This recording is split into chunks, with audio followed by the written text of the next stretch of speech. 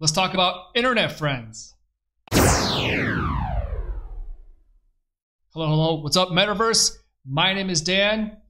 If this is your first time here, I'd like to talk about the polyglot journey, digital communication, and anything related. Right, so we're back here. We're streaming Castlevania Symphony of the Night on Twitch.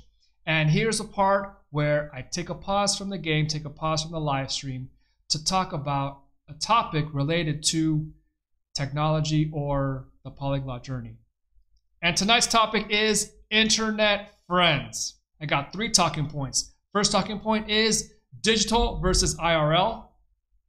Second talking point is long distance. And lastly, ghosting. So really important stuff right here. These are things that we deal with on a day-to-day basis, probably from a while now. This is not anything new. Internet buddies. Before the digital became very prevalent, we had pen pals. I personally never had a pen pal. I never wrote to someone in another country. I've always thought it was a cool idea, but now I'm sure you, like me, like most of us, we get into our phones, we open it up, and we can talk to anybody in the world. We probably got people in our inboxes, whether it's in Facebook Messenger, WhatsApp, Line, WeChat. Hey, we're more connected than ever before. So before I get into the talking points, why? Why talk about internet friends? Well, as I just said, this is something that most of us most likely deal with on a day-to-day basis. Yes, for those of you that are more business inclined, you probably do have a lot of connections all over the world for business. That has been the case ever since the days of BlackBerry, right? The international person sending emails all over the world. Awesome, great. Now, because of the iPhones, because of Androids, because of the advancement of the smartphone, more people now have access to these robust apps that connect us internationally. And that's what I want to talk about right here. Internet friends. First talking point, digital versus IRL. Now, when we talk about internet friends, yes, the main thing is that they're friends that we meet from the internet. That's a key thing right there. The first point of contact was probably not something physical, meaning we didn't travel to another country, get in contact with them, and then now that we've left the country that we visited, we keep in touch. No. Wherever we are, wherever we reside, maybe through Facebook, we're connected through these platforms. Facebook, Telegram, Tinder even, right? We did a video talking about dating apps a few streams ago. So digital and IRL. Yes, we can make that distinction, right? How many of us have people in our inboxes right now of people that we talk to? Maybe not regularly, but certainly someone or a few people that we keep in touch with that we direct message. Instagram right now is super hot, super popular. TikTok as well. The algorithm pretty much gets our content pushed out to anyone in the world. Although these algorithms do favor geography. That being said, we make that distinction. A digital friend, an IRL friend. IRL, by the way, in real life. IRL friend, we probably met them through work, school, church, volunteer, some social institution that exists in the physical world. With digital, pretty much we have apps, social networks, Web 2.0 stuff. Let's go on to the second talking point. Long distance. All right, now here is where I want to start talking about the distance factor. Now, one thing that I always say is the internet connects us regardless of space or time. I want to be able to talk about that more. So, a person that we know in real life, most likely we can visit them for a coffee any day of the week. Or if we've met them through a trip, when we return to the city. Digital friend, however, we might not have visited their city. We might not do it for a very long time. The only time that we get to meet is in the direct message. So in this case, distance doesn't matter. Distance doesn't matter. However, how many of us have thought, hey, it would be really nice if I met this person if we actually did get together and have a coffee. The physical distance actually does matter in that respect. Who knows when we'll be able to visit our friend's country or city? How much further into the future, especially if you've never been there. I will go and say that in most cases, the distance doesn't matter because we will never get to that point. Yes, think about that.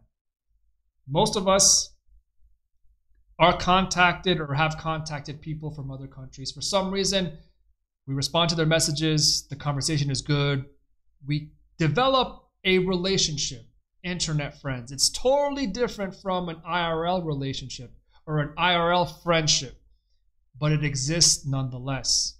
And in this case, distance doesn't matter.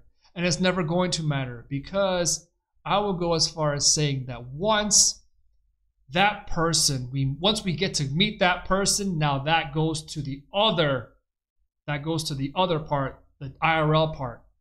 And when that happens, I'll wager that the relationship changes totally.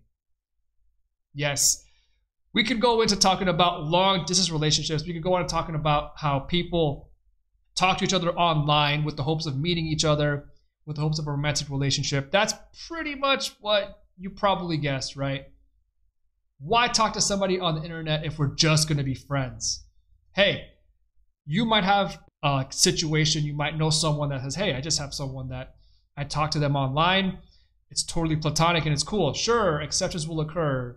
But from what I've observed, for the most part, the motivation is to eventually meet.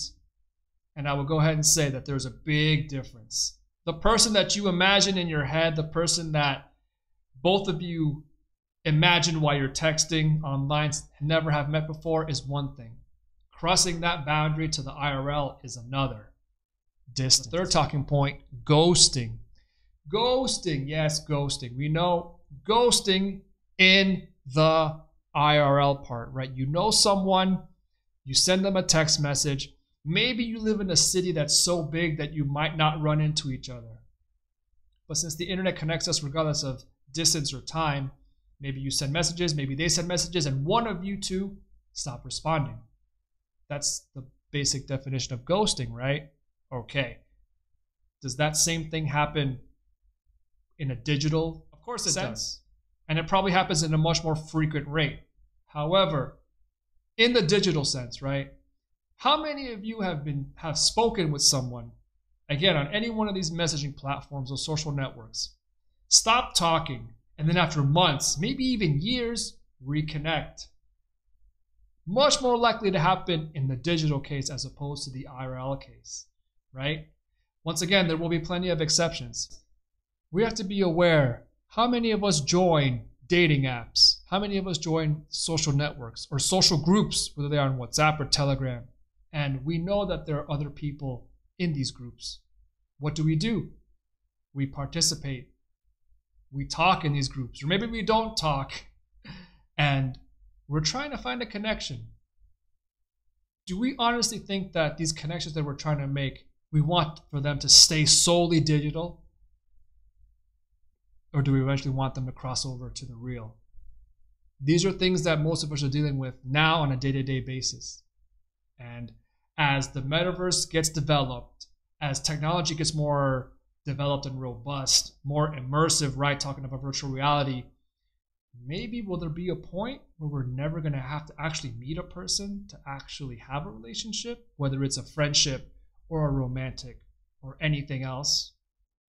This is what we're talking about here in the channel, the connection between technology and languages, because once again, most likely that person that you're talking to is in another country, and that person might speak another language.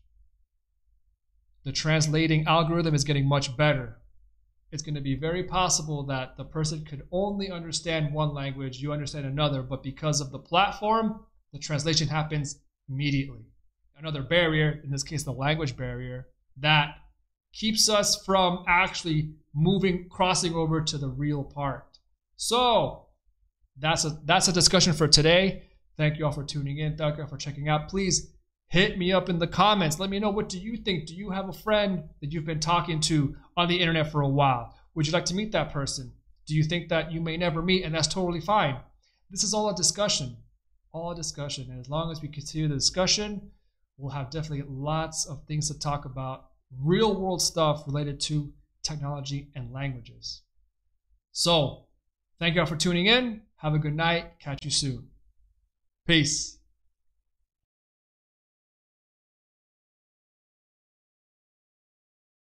Facebook, Instagram, TikTok, Telegram is a very social app.